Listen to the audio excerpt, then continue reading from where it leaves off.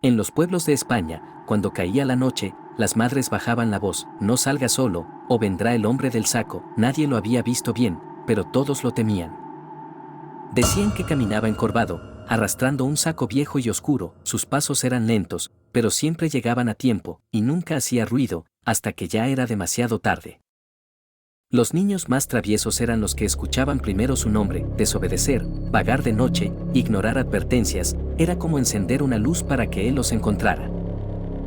La leyenda se volvió más real en el siglo XIX. En Almería, un hombre llamado Francisco Leona fue acusado de secuestrar niños. Decían que necesitaba su sangre para curar a un enfermo. Un niño desapareció, y el pueblo entero salió a buscarlo. Lo encontraron demasiado tarde, en un paraje escondido. Desde entonces, el monstruo dejó de ser solo un cuento.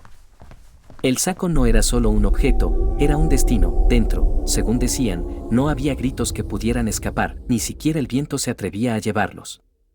Las calles vacías eran su terreno favorito. Las farolas temblaban, como si también sintieran miedo, y entre sombras, algo parecía moverse. Un niño, demasiado valiente o demasiado curioso, decidió comprobar la verdad. Caminó solo, en silencio, desafiando las advertencias. Entonces escuchó el roce de tela contra piedra. No vio su rostro, pero sintió su presencia detrás, una respiración pesada, como de alguien cansado de esperar, y el leve crujido de un saco que se abría. El niño intentó correr, pero el miedo lo congeló. Las sombras se cerraron sobre él, y la noche volvió a quedarse en absoluto silencio. A la mañana siguiente, nadie lo encontró, solo huellas y marcas arrastradas en el suelo. Los mayores no preguntaron demasiado. Desde entonces, la historia sigue viva, no como simple cuento, sino como advertencia, porque hay cosas que es mejor no comprobar. Algunos dicen que ya no existe, que solo fue un hombre cruel en otra época, pero otros aseguran que aún camina en la oscuridad. Si alguna vez estás solo, de noche, y sientes que alguien te observa, no mires atrás demasiado rápido, podrías encontrar algo que preferirías no haber visto.